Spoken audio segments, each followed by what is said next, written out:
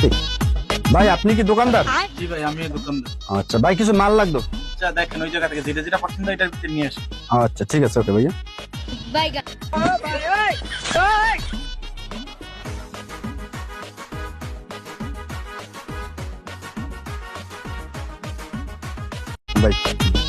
আচ্ছা ভাই, মাল তো পছন্দ করে আনলাম, এখন ই করেন, বলেন এটার দাম কত?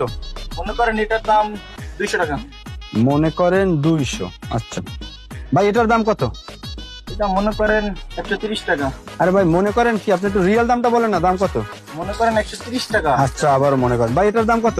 মনে করেন 60 টাকা। আরে মনে করেন ভাই, কি এটার দাম কত? এটার দাম মনে করেন 80 টাকা। আরে ভাই মনে করেন এটার দাম কত? মনে করেন এটার দাম 120 টাকা। আবারও মনে করেন, ভাই এটার দাম কত?